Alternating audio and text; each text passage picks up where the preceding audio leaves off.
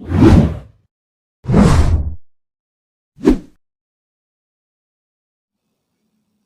teman-teman, jumpa lagi sama Rizky di sini di vlog mobil. Kali ini saya akan memberi informasi tentang dapur pacu dari Hyundai Avega. Apa aja sih isi dari dapur pacu Hyundai Avega? Nah, di video kali ini saya bukan bermaksud untuk menggurui, tapi sekedar berbagi informasi tentang isi di dalam kap mesin Hyundai Avega. Umumnya semua teman-teman sudah pada tahu, tapi bagi beberapa orang mungkin butuh informasi ini. Nah, kebanyakan dari teman-teman mungkin sudah memiliki bengkel rekanan terpercaya ya. Tapi nggak ada salahnya buat teman-teman untuk mengetahui sendiri apa aja sih isinya dari dalam kap mesin itu. Jadi supaya kita ada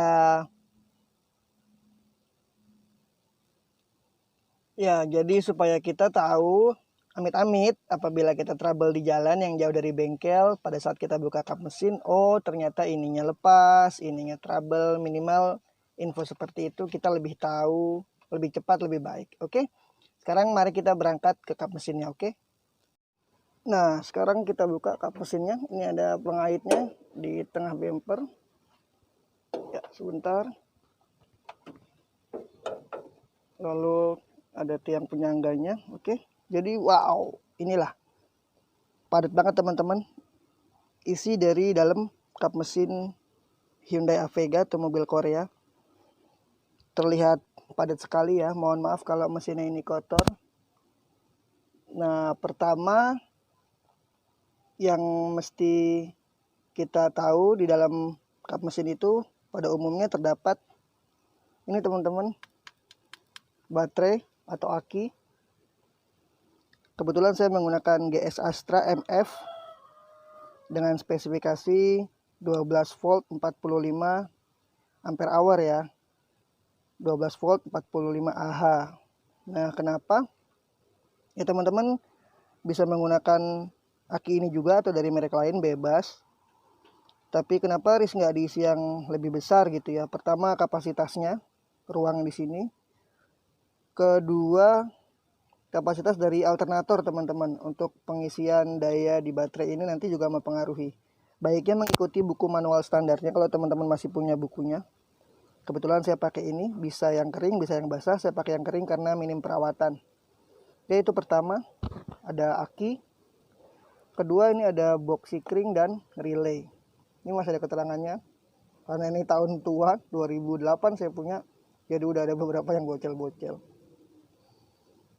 Nah, di sini ada relay full pump, terus ada wiper, ada tail lamp, ada front fog lamp depan, terus ada lampu-lampu banyak di sini, kondensor fan, ada washer, ada fan, ada frog, ada ignition, pengapian, ada ECU, ada lampu besar, ada baterai, ada blower. Jadi teman-teman bisa lihat di kendaraannya. Bagusnya sih mudah-mudahan masih ada semua ya keterangan itunya. Lalu selanjutnya ini ada box filter udara. Di dalamnya ada filter udaranya teman-teman. Itu satu, lalu sebelah kirinya, belakangnya ini ada booster rem. Berikut dengan tabung reservoirnya ya. Ini di sini pakai dot 3. Keterangannya di sini, nanti teman-teman bisa membeli minyak rem. Ini tulisannya dot 3, ngeblur ya. Dot 3 nanti teman-teman bisa beli dengan spesifikasinya yang pas gitu ya. Kita jalan ke tengah. Nah, di box filter ini, filter udara ini diambil udaranya dari depan. Ini dari sini.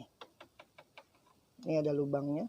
Nah, udara bebas masuk lalu ke filter udara ini. Dan diproses di sini. Ini ada intake ya.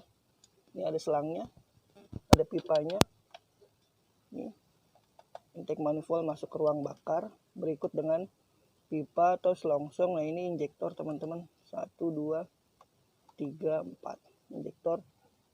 Jadi dari saluran bahan bakar yang ada di bawah belakang jok teki bercampur dengan udara, nanti akan masuk ke dalam ruang bakar melalui bahan bakarnya oleh injektor ini.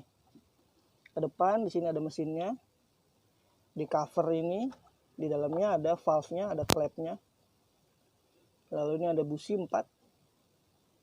Ada busi 4. Ini kabel businya. Saya lapisi ya, karena memang di sini banyak tikus. Jadi khawatir digigitin, udah banyak juga yang sobek. Bagusnya sih teman-teman ganti. Lalu ini ada koilnya. Ada koilnya teman-teman, koil pengapian. Nah, uniknya dari mobil ini, umumnya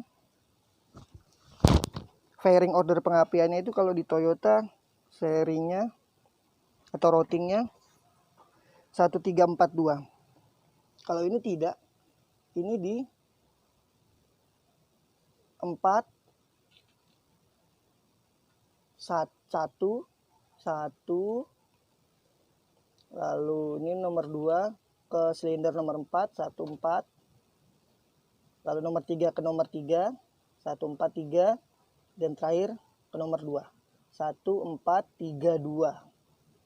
1432 ya teman-teman sih nggak bakalan kebalik ya, karena kabelnya panjangnya berbeda. Tapi yang jadi perhatian pada saat teman-teman mengganti kabel ini, dicabut kabel masing-masing, nah itu akan terjadi bingung nih, dari sini masuknya kemana nih, ke silinder nomor berapa. Nah, makanya saya sarankan kalau ganti kabel busi dipasangnya satu persatu, copot dulu satu, pasang yang baru satu, untuk meminimalisir kesalahan pemasangan fairing order kabel ya.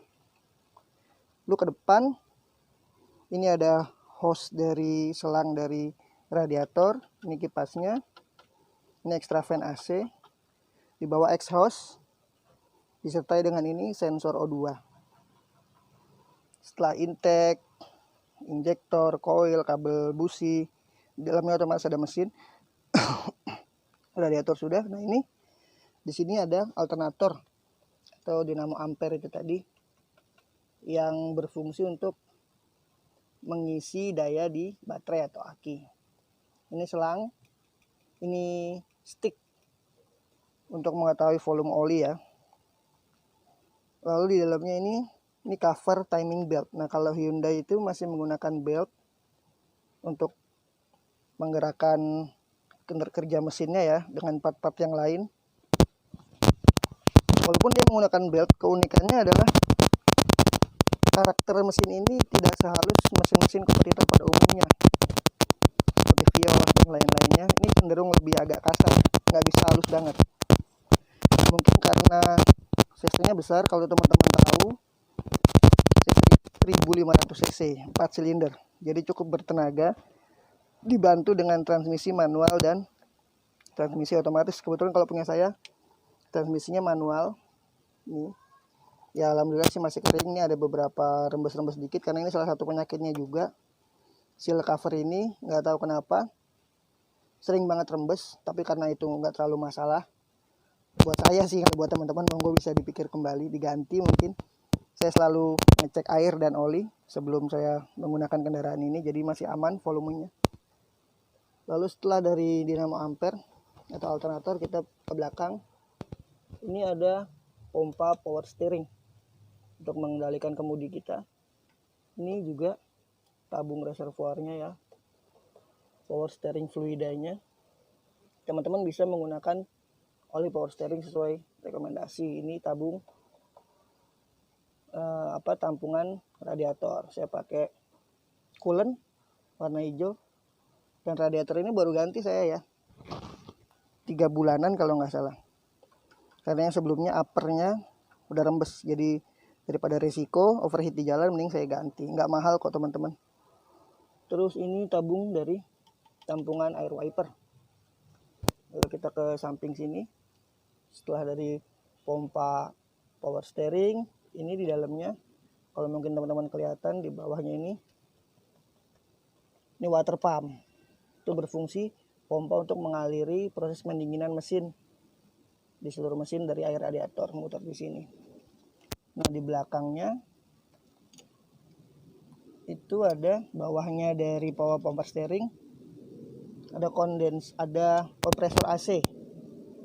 Kalau mungkin teman-teman kelihatan. Nah, bergeraknya part dinamo ampere, pompa power steering, lalu kompresor AC, water pump digerakkan oleh belt. Nah, ini oleh belt, ini pompa power steering, ini dinamo ampere, bawahnya lagi ada belt yang dihubungkan dari pergerakan mesin. Jadi mereka berputar berdasarkan putaran mesin. Nah, baiknya teman-teman juga mengecek kondisi belt. Kalau sudah getas atau nggak bagus lagi, lebih baik ganti, murah kok.